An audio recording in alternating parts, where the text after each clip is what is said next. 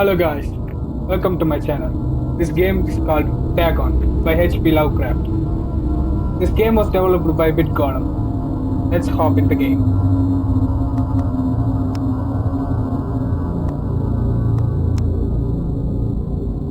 Okay.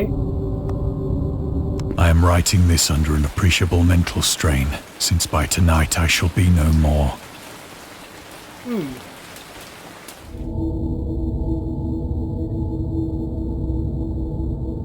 Okay. Ooh. Penniless, and at the end of my supply of the drug which alone makes life endurable, I can bear the torture no longer, and shall cast myself from this garret window into the squalid street below.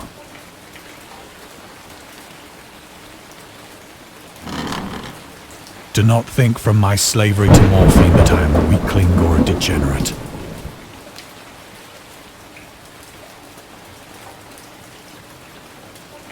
When you have read these hastily scrawled pages, you may guess, though never fully realize, why it is that I must have forgetfulness or death.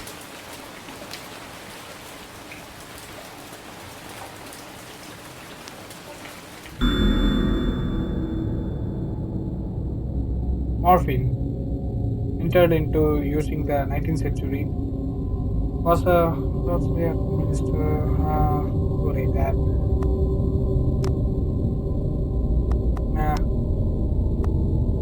Okay.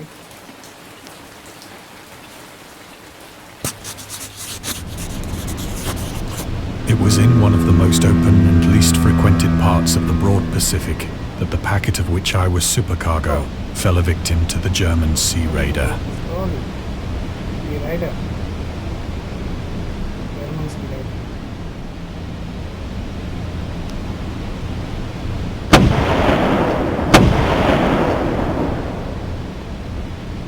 The Great War was then at its very beginning, and the ocean forces of the Hun had not completely sunk to their later degradation.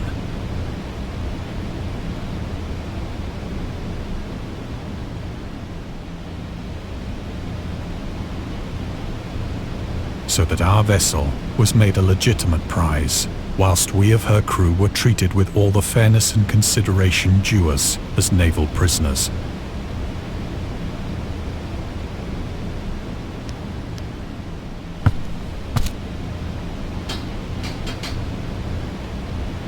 So liberal, indeed, was the discipline of our captors, that 5 days after we were taken, I managed to escape alone in a small boat with water and provisions for a good length of time.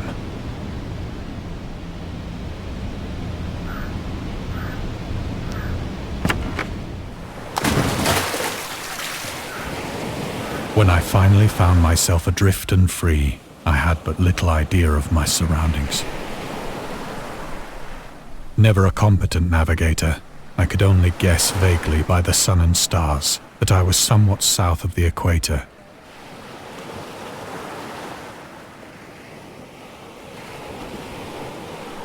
Of the longitude, I knew nothing, and no island or coastline was in sight. Okay. You are in the ocean of nowhere. Sheep. Why did you get here?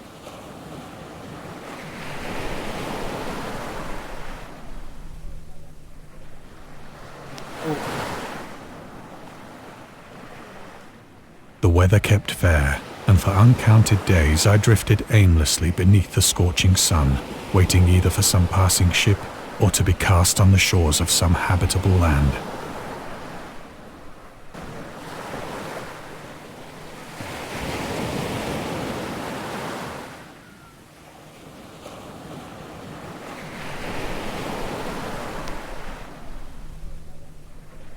But neither ship nor land appeared, and I began to despair in my solitude upon the heaving vastness of unbroken blue.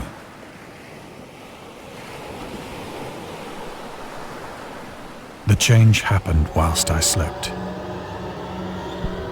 Its details I shall never know. What kind of thing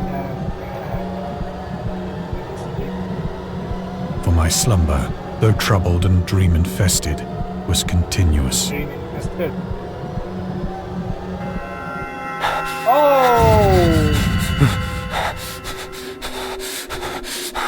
That's weird.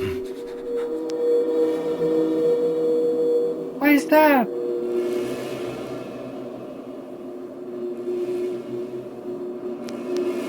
When at last I awoke, it was to discover myself half sucked into a slimy expanse of hellish black mire, which extended about me in monotonous undulations as far as I could see, and in which my boat lay grounded some distance away.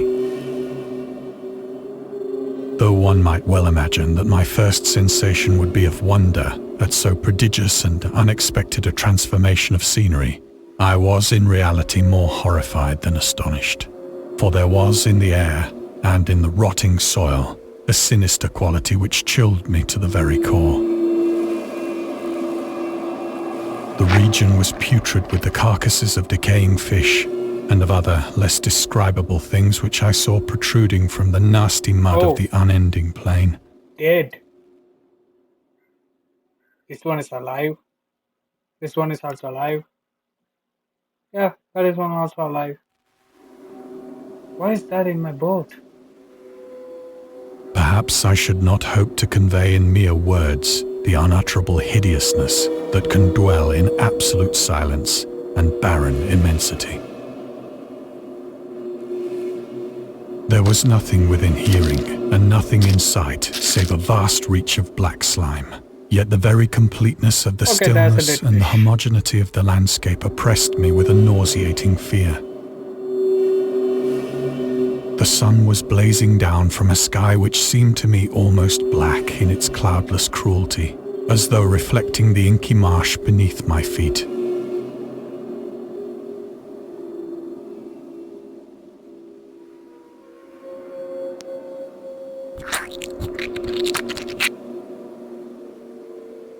As I crawled into the stranded boat, I realized that only one theory could explain my position. Through some unprecedented volcanic upheaval, a portion of the ocean floor must have been thrown to the surface, exposing regions for which innumerable millions of years had lain hidden under unfathomable watery depths. What the hell is that? What is that? Is it a mountain?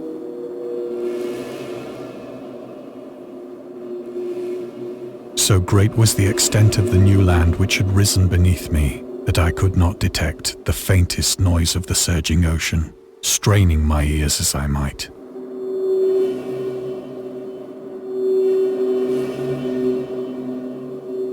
Nor were there any seafowl to prey upon the dead things.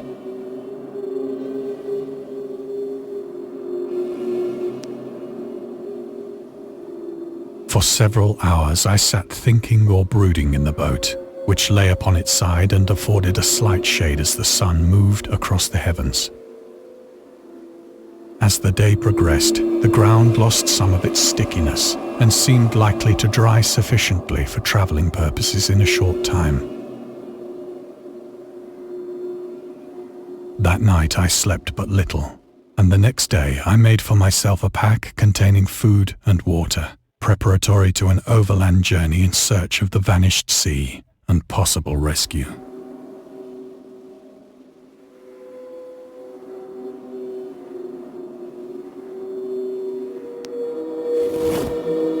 On the third morning, I found the soil dry enough to walk upon with ease.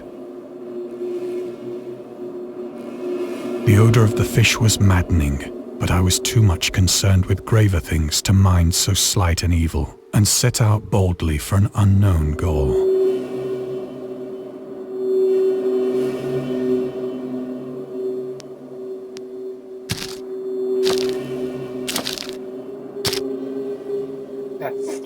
All day I forged steadily westward, guided by a faraway hummock which rose higher than any other elevation on the rolling desert.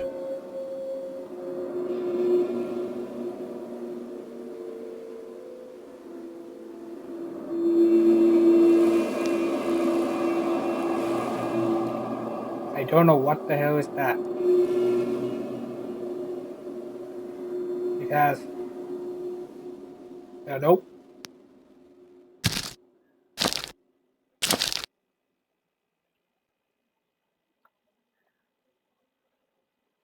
That's a whale, and its eyes are open. Is it still alive? Nope. I don't know what to say this.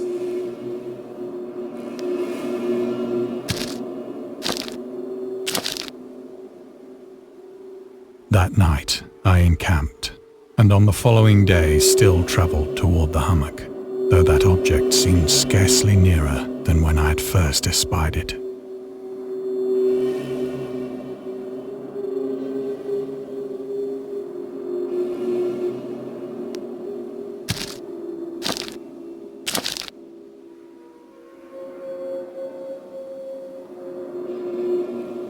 By the fourth evening, I attained the base of the mound, which turned out to be much higher than it had appeared from a distance.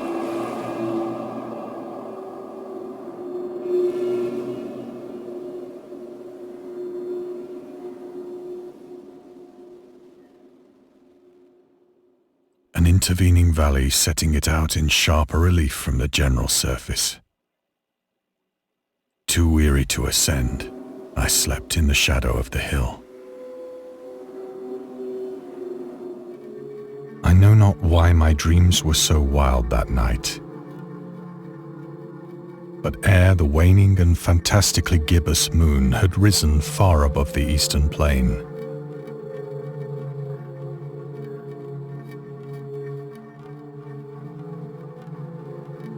I was awake in a cold perspiration, determined to sleep no more.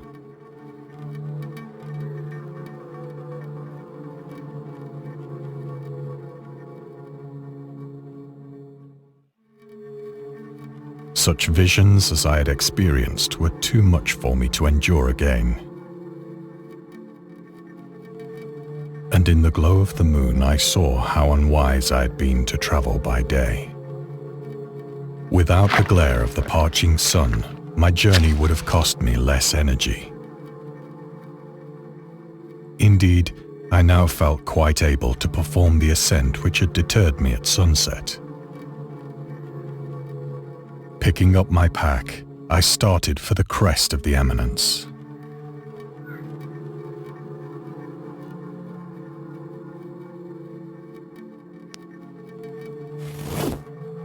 I have said that the unbroken monotony of the rolling plain was a source of vague horror to me. But I think my horror was greater when I gained the summit of the mound and looked down the other side into an immeasurable pit or canyon, whose black recesses the moon had not yet soared high enough to illumine. The moon is beautiful. Stars too.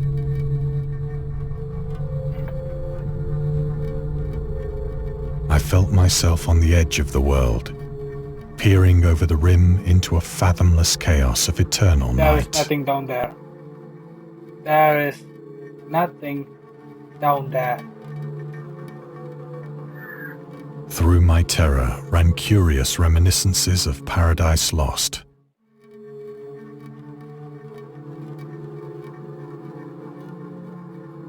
And of Satan's hideous climb through the unfashioned realms of darkness. As the moon climbed higher in the sky, I began to see that the slopes of the valley were not quite so perpendicular as I had imagined.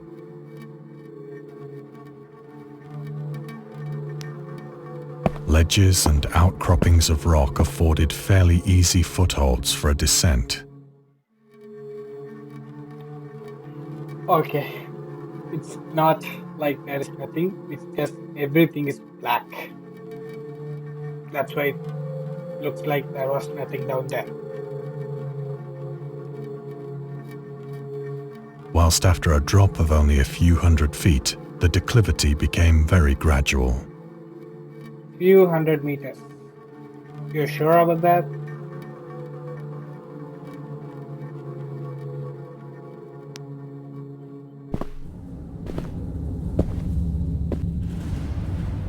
Urged on by an impulse which I cannot definitely analyze, I scrambled with difficulty down the rocks and stood on the gentler slope beneath.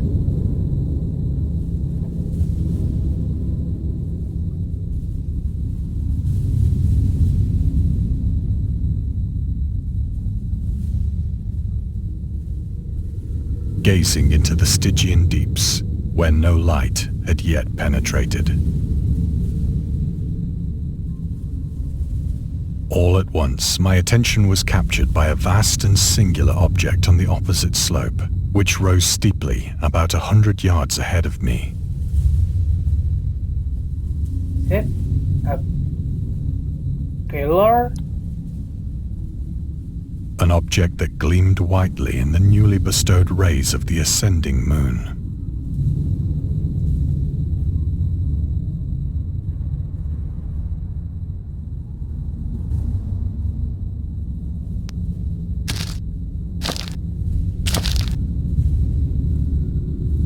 That it was merely a gigantic piece of stone, I soon assured myself.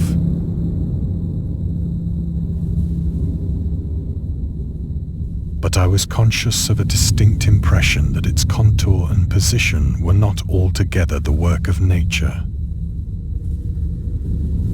A closer scrutiny filled me with sensations I cannot express.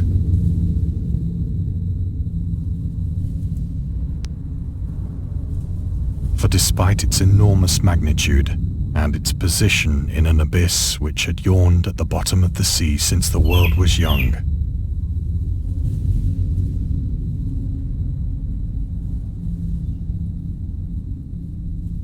I perceived beyond a doubt that the strange object was a well-shaped monolith.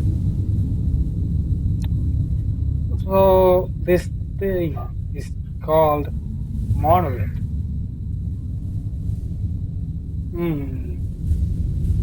Whose massive bulk had known the workmanship and perhaps the worship of living and thinking creatures. Dazed and frightened, yet not without a certain thrill of the scientist's or archaeologist's delight, I examined my surroundings more closely.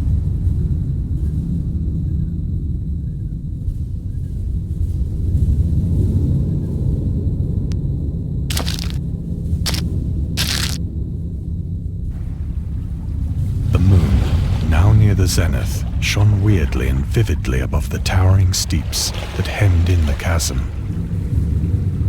and revealed the fact that a far-flung body of water flowed at the bottom, winding out of sight in both directions and almost lapping my feet as I stood on the slope.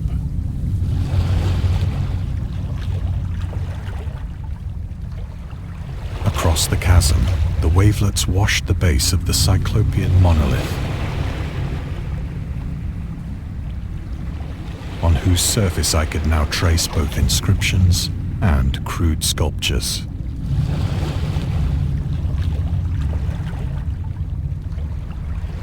There are some faces.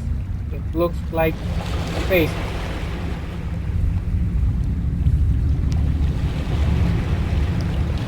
The writing was in a system of hieroglyphics unknown to me and unlike anything I'd ever seen in books.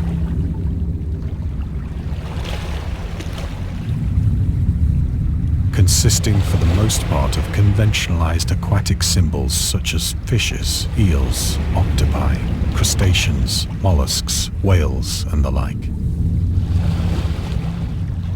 Several characters obviously represented marine things which are unknown to the modern world.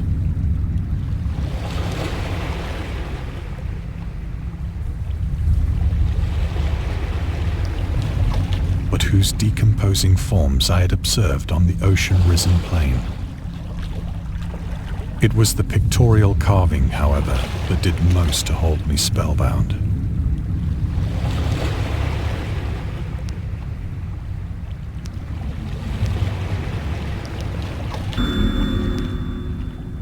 Plainly visible across the intervening water on account of their enormous size were an array of bas-reliefs whose subjects would have excited the envy of a Doré. I think that these things were supposed to depict men, at least a certain sort of men.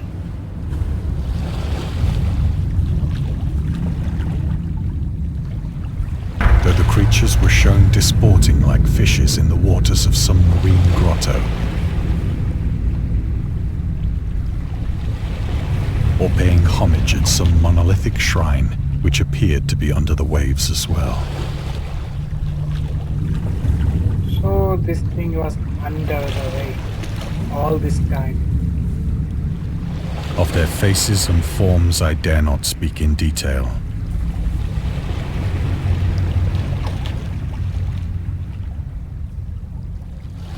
Okay. For the mere remembrance makes me grow faint. Grotesque beyond the imagination of a Poe or a Bulwer.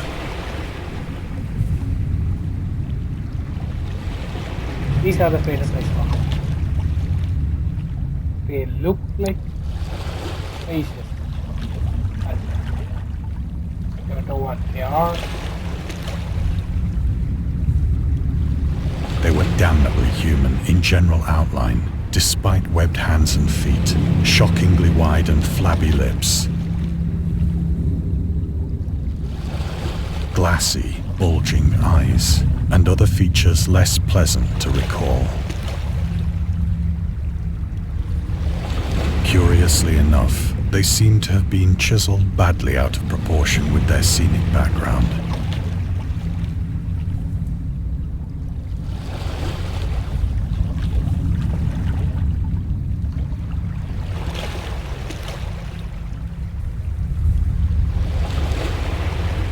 For one of the creatures was shown in the act of killing a whale, represented as but little larger than himself.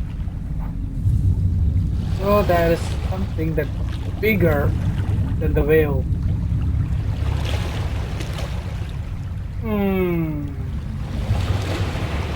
I remarked, as I say, their grotesqueness and strange size, but in a moment decided that they were merely the imaginary gods of some primitive fishing or seafaring tribe. Some tribe whose last descendant had perished eras before the first ancestor of the Piltdown or Neanderthal man was born.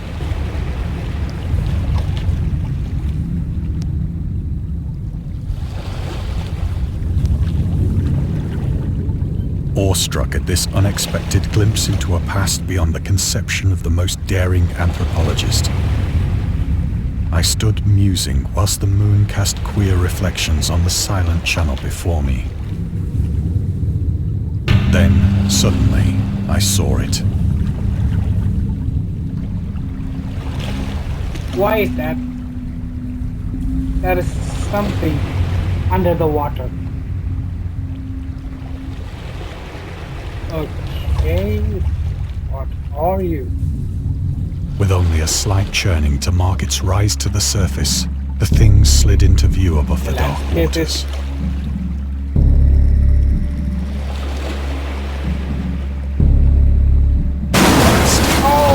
Like and loathsome, it darted like a stupendous monster of nightmares to the monolith.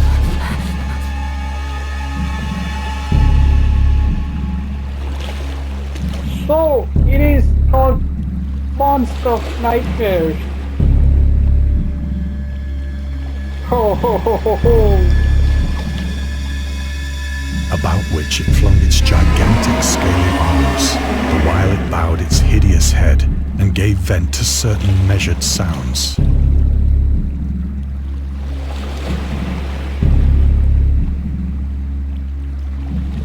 I think I went mad then. Of my frantic ascent of the slope and cliff, and of my delirious journey back to the stranded boat, I remember little. Yeah, dude, you should not say that. You got to get some back before.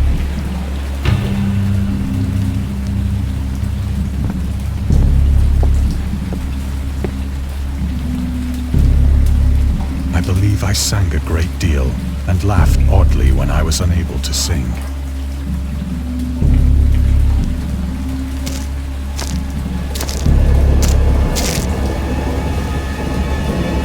I have indistinct recollections of a great storm sometime after I reached the boat. At any rate, I know that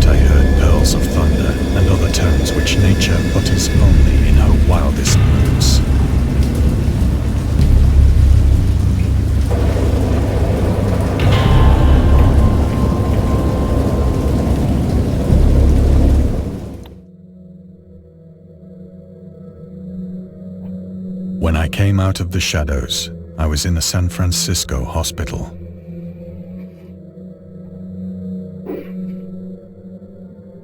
Brought thither by the captain of the American ship which had picked up my boat in mid-ocean.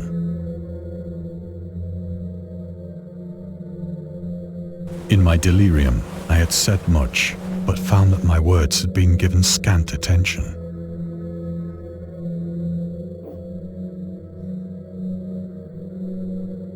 Of any land upheaval in the Pacific, my rescuers knew nothing. Nor did I deem it necessary to insist upon a thing which I knew they could not believe.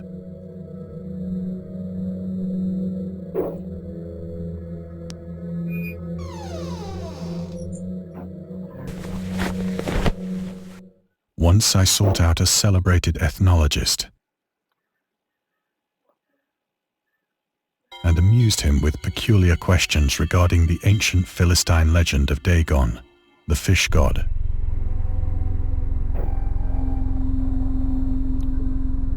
So that fish name is called Dagon. It's half human, half fish. Wow.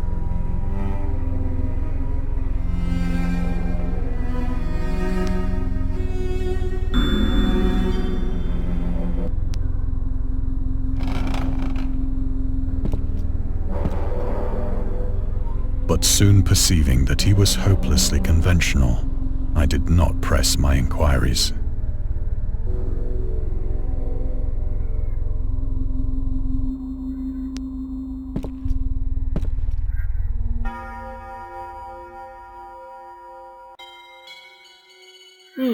That's a nice block.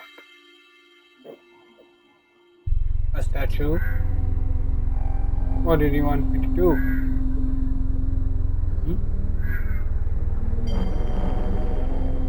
Oh, you want to go there?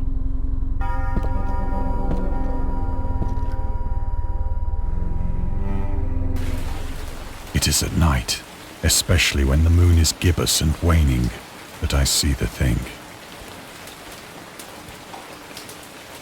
I tried morphine,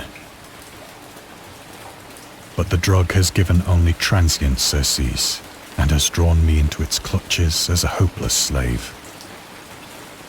So now I am to end it all, having written a full account for the information or the contemptuous amusement of my fellow men. So you're writing this note for your fellow men.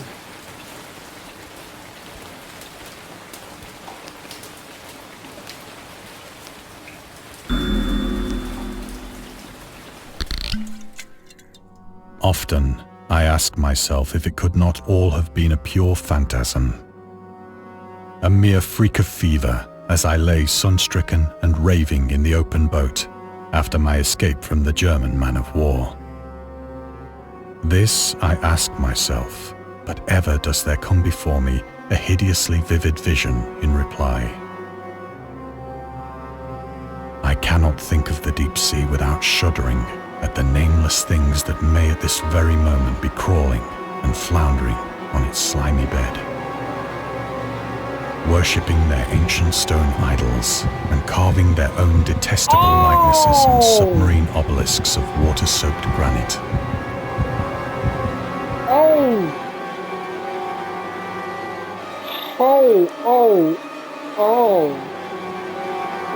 Oh, it got that big.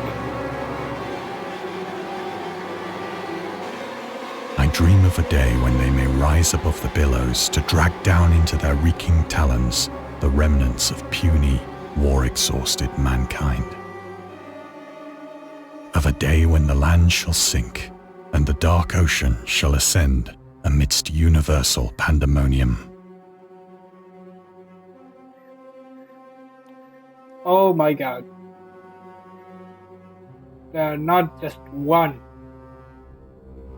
but many of them. Many of them.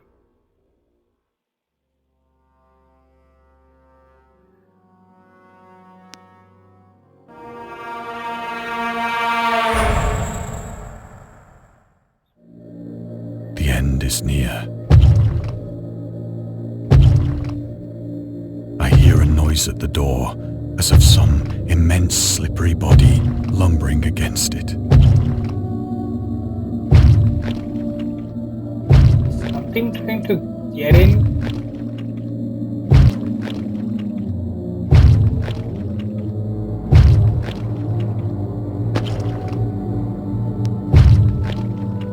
It shall not find me. What is trying to find you?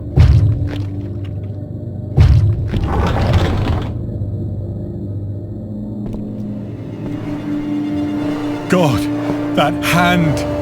That is a hand? The window! The window! Wait, what? The window? No, I cannot bend back. No, shit. Wait, just...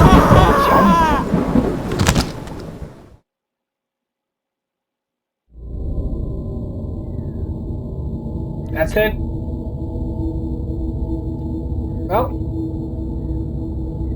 Well guys, I think this is the end of this game. If you like this video, please like, share and subscribe. Peace out. Yeah.